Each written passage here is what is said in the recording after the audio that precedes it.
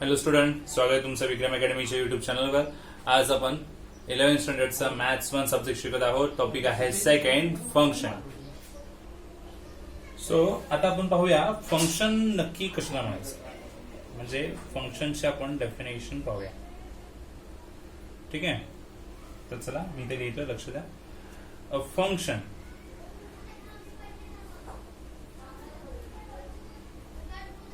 ज्याला आपण एफ म्हणायचं. Okay, from set A to set B, दोन सेट असतील, अजून करा, आणि यांच्यामध्ये रिलेशन असेल. इज अ रिलेशन म्हणजे दोन सेट मध्ये असणारं रिलेशन म्हणजे आपण त्याला फंक्शन म्हणणार आहोत. आता कशा टाईपचं रिलेशन असू शकतं? Which associates each element x in A. म्हणजे समजा सेट ए मध्ये सगळे x एलिमेंट्स आहेत आणि त्याचं रिलेशन आहे to a unique element y in B. समजा सेट ए मध्ये एक्स आहे, सेट बी मध्ये वाय, आणि यांचं डायरेक्टली रिलेशन शो झालं. मग असं जे रिलेशन आहे दोन्ही सेट मधून, त्याला आपण फंक्शन म्हणायचं. मग आता हे एक्सप्रेस कसं केलं आता, म्हणजे वाय सोबत जर रिलेशन आहे, so Y is equal to function X. F आला इथे बघा, फंक्शन एक्स म्हणजे काय म्हणणार? Y is the image of x under function म्हणजे f म्हणायचं. मग आता नेहमी ए सेट आणि बी सेटचं कम्पेअर केलं तर ए सेट मध्ये असणारे एलिमेंट्स आणि बी सेट मध्ये असणारे एलिमेंट रिलेशन काय म्हणतं की बी मधले इमेज बनतील. जे काही एलिमेंट्स आहेत सेट ए मध्ये त्याच्या इमेज सेट बी मध्ये असतात. म्हणजे एक्स ची इमेज वाय आहे. So y is the image of x under f असं इथे म्हटलेलं आहे. मग याच्यातून आपण डोमेन आणि को डोमेन असे दोन पॉइंट्स इथे सांगू शकतो. तो डोमेन कशाला म्हणायचं तर सेट ए चे एलिमेंट्स असतील, सेट ए एलिमेंट्स त्याला आपण डोमेन म्हणायचं. आणि बी चे जे येणार elements, element of set B, set बी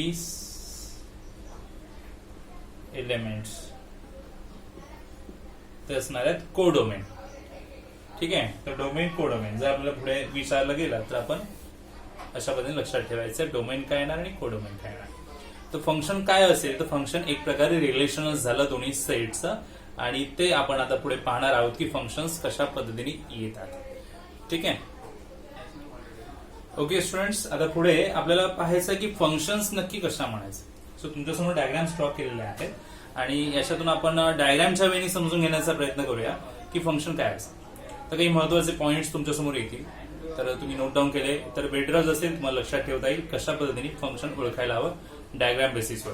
ठीक आहे, तर सगळ्यात पहिली इमेज, पहिलं रिलेशन ए R1 D म्हणजे ए आणि बी चं रिलेशन आहे. इथे लक्षात घ्यायचं, हा पहिला सेट ए चे एलिमेंट्स, हे सेट बी चे एलिमेंट्स. ए चे एलिमेंट्स ABCD, बी चे एलिमेंट्स 1 2 3 4 सगळे तसंच दिलेलं आहे.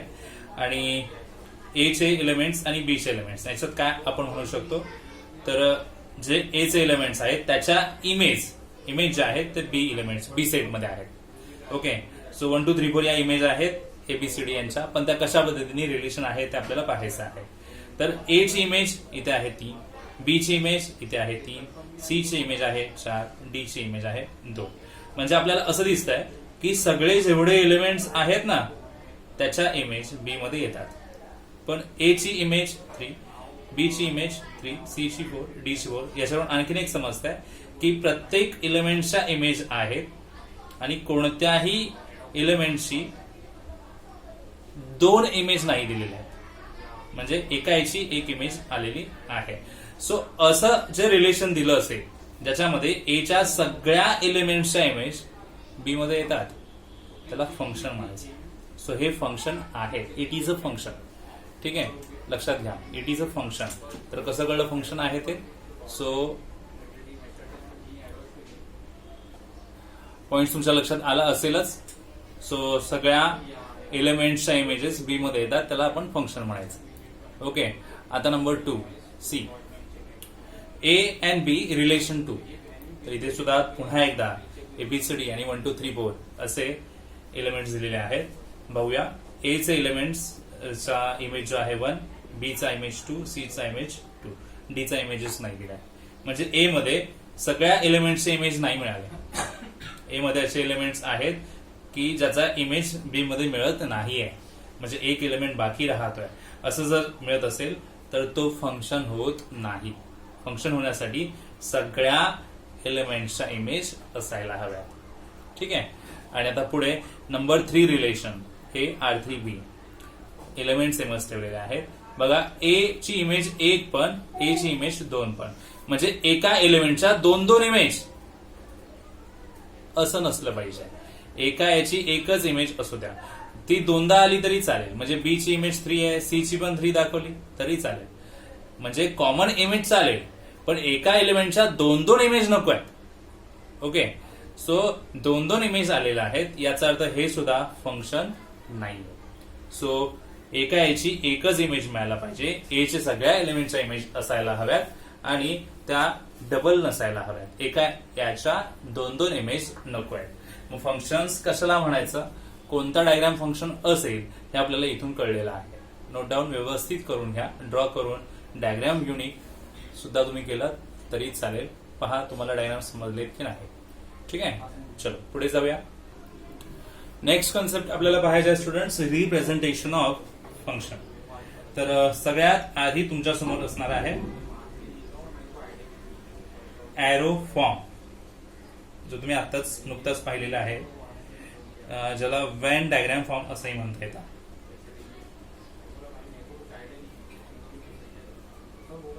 Okay, so Venn diagram form मध्ये कशा पद्धतीने रिलेशन्स दाखवले जातील पहा, लक्ष द्या. सो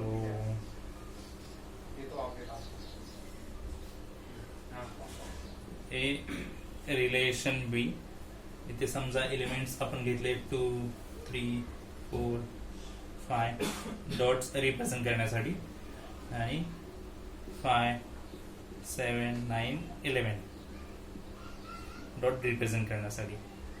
सो हे आपण दाखवले रिलेशन. ओके, त्याला एरो फॉर्म असंही म्हणतात. ठीक आहे, असा एरो दाखवला जातो.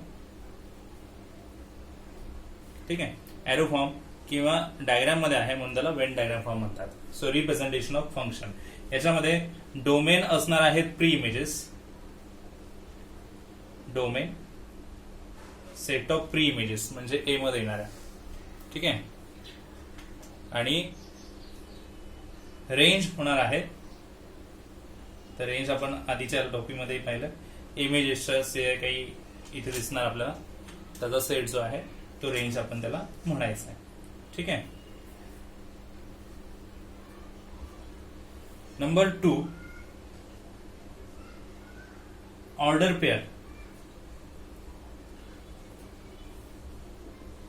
ऑर्डर पेअर जी या फॉर्म मध्ये असते एक्स वाय. ओके, समजा तुम्हाला फंक्शन्स असं दिलेलं आहे.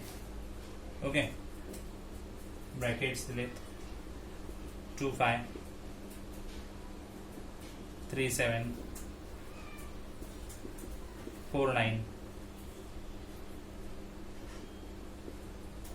5 11. तर ही ऑर्डर पेअर झाली. ठीक आहे.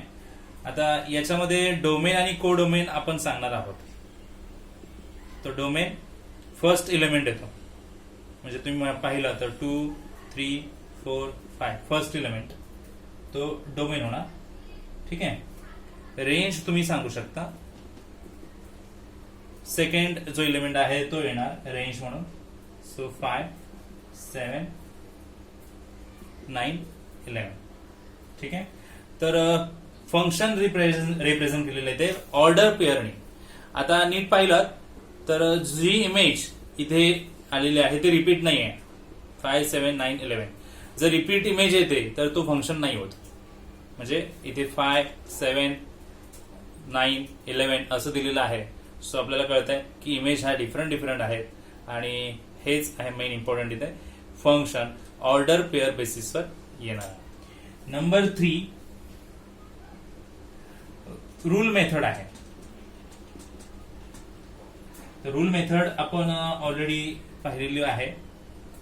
ओके, समजा इथे रूल मेथड तुम्हाला काय दिलेलं असणार तर फॉर्म्युला असेल y is equal to function x आणि फंक्शन x कसं असणार आहे ते दिलेलं असेल या पद्धतीने 2x + 1. ठीक आहे. सो जिथे तुम्हाला रिलेशन दिलं असेल की x हा नॅचरल नंबर आहे आणि x ची व्हॅल्यू कशी असेल, जसं की मी इथे म्हटलं समजा x belongs to natural number and x is between 1 and 6. Okay, so x is between 1 and 6 म्हटल्यावर कसं लिहायला हवं असं. ओके, हे काही कंडिशन्स ठेवल्या गेल्या आणि तुम्हाला फंक्शन एक सांगितलं की असं असेल. मग याच्यात आता व्हॅल्यूज फिलअप करून तुम्हाला ज्या व्हॅल्यूज मिळणार त्याच्यानुसार आपण सांगू शकतो. सो इथे डोमेन अँड रेंज म्हणजे एक्स ची व्हॅल्यू घेणार तर तुम्हाला वाय ची व्हॅल्यू मिळणार ना आपोआप. सो ज्या एक्सच्या व्हॅल्यू येतील इथे domain values of x and को डोमेन सांगता येईल किंवा रेंज म्हणूया आपण. ओके, रेंज काय म्हणणार व्हॅल्यूज ऑफ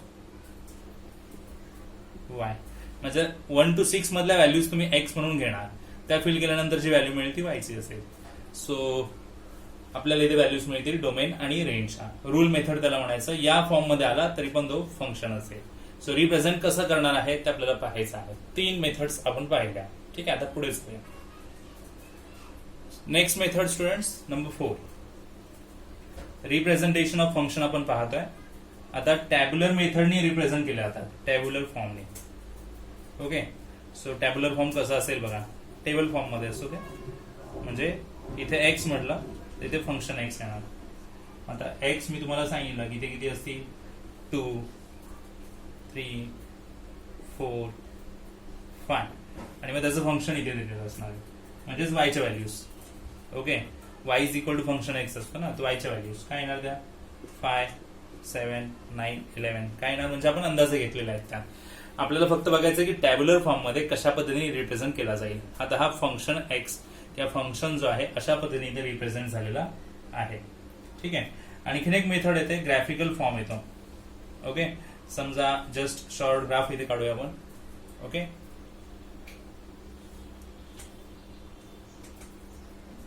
सर्टन पॉइंट्स जर रिप्रेझेंट झाले, नंबर लिहिले नाहीत मी, समजा 2, 5 आला इथे तुम्हाला दाखवायला मिळाला 3, 7 इथे आपण दाखवला समजा 4, 9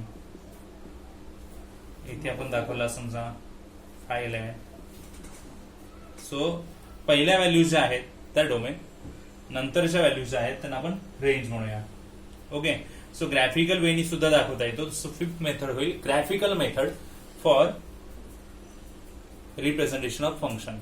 तर पहा इथे 2 मेथड झाल्या, टॅब्युलर फॉर्म आणि graphical form. So functions represent कसे होतील हे आपल्याला इथून कळलेलं आहे. ठीक आहे. सो स्टुडंट्स आता आपण रिप्रेझेंटेशन ऑफ फंक्शन पाहिले नुकतेच.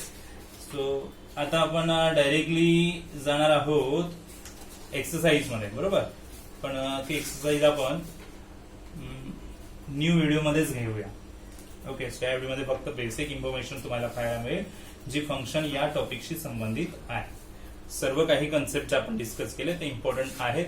व्यवस्थित तुमच्या नोटबुकमध्ये तुम्ही राईट डाऊन करून घ्या म्हणजे तुम्हाला ते पुढेही व्यवस्थित समजतील. ठीक आहे. तर स्टुडंट्स भेटूया नेक्स्ट व्हिडिओमध्ये. तोपर्यंत गुड बाय, टेक केअर.